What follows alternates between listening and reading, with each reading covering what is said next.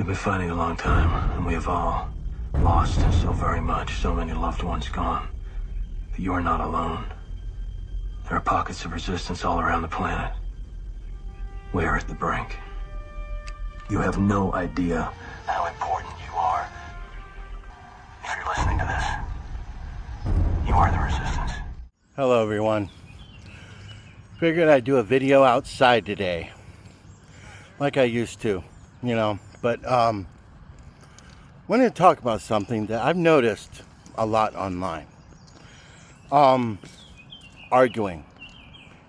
Even among Catholics, and I'm not even talking about the Novus Ordo and the traditional Latin Mass arguments, that's enough. But specifically Medjugorje and Garabandal. Now, I'll be honest, I've participated in some of these arguments. Me personally, I don't necessarily believe in them. Just not, and I would like to note something regarding that.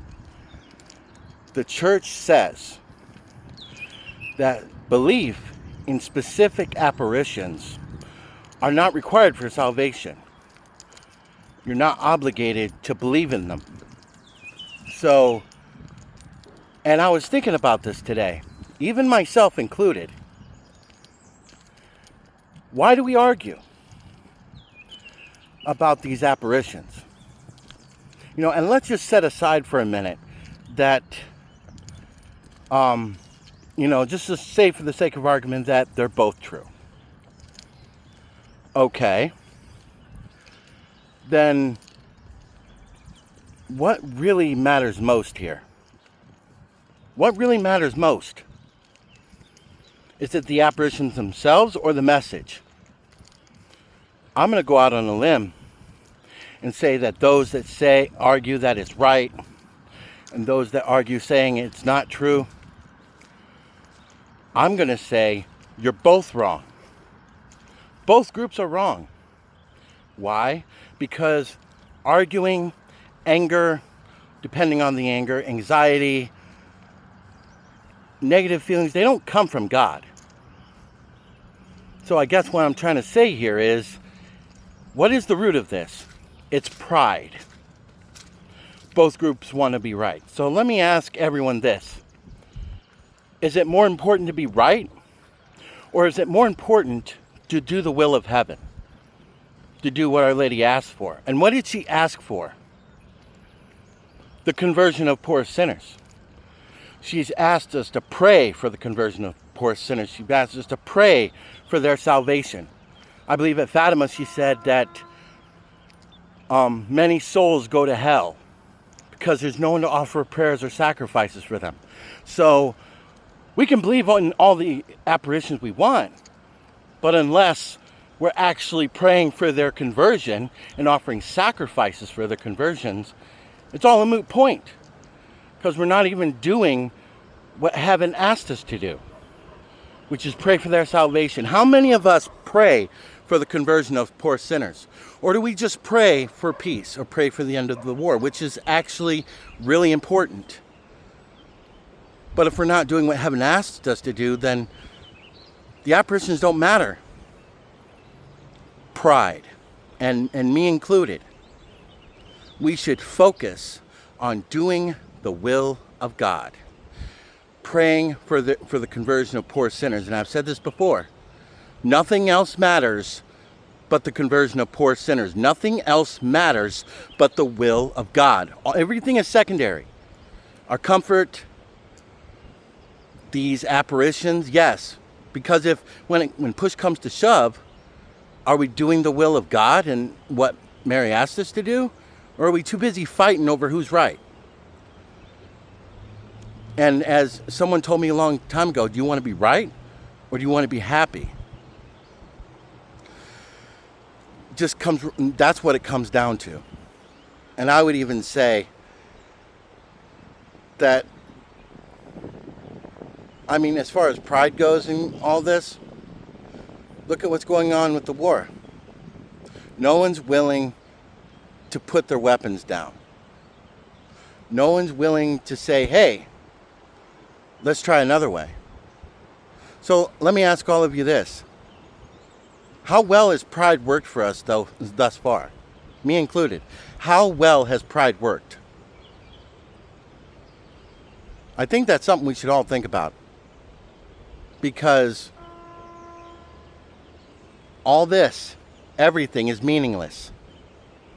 All that matters is the will of God. And if we're not doing that,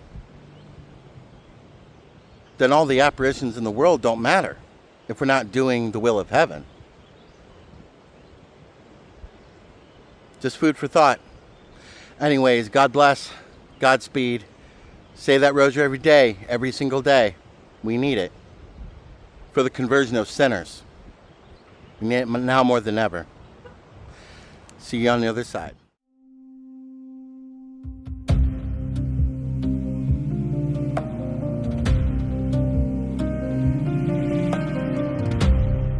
Save spes unica, et verbum caro factum est. O Jesu, victor mortis, salva nos.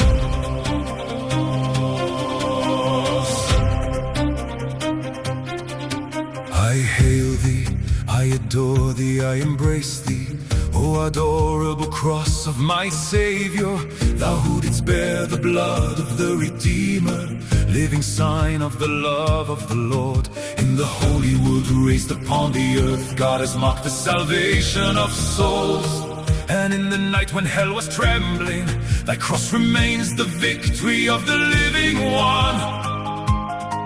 Protect us, guard us, save us. O consave spes unica, et verbum caro factum est. O Jesu, victor mortis, salva nos. Salva nos. Salva nos. Jesus, so deeply loved, thy holy image calms all my fears. May I feel only peace and confidence, following thy example. I love thee at the foot of thy cross, thy gaze strengthens my faith. Even in trial and in silence, thy cross remains my truth. Protect our souls, guard our homes, save thy children. O consave spes unica, et verbum caro factum est. O Jesu, victor mortis, salva nos. O Jesus, conqueror of death, save us.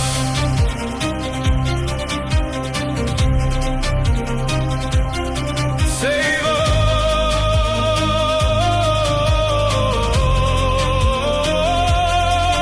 I hail thee, crucified Jesus, for having given me life. I salute thee with all the joy of the angels and the saints when thou wert taken down from the cross. I salute thee with the sorrow of thy most pure mother when thou didst rest upon her heart and upon her immaculate knees. O crux ave spes unica. Spes unica, a cross of salvation, a cross of pardon, a cross of Jesus Christ. Protect our homes, guard our families, save those entrusted to us. In the darkness be our light, in trial be our peace. Oh, my crucified Savior, we embrace thee in faith. Grant us strength and courage to walk always with thee. Not as those defeated in this world, but marked with the seal of thy love. For thy blood has sealed our souls, and thy reign endures forever. Crux ave spes unica, et verbum caro factum est. O Jesu, victor mortis,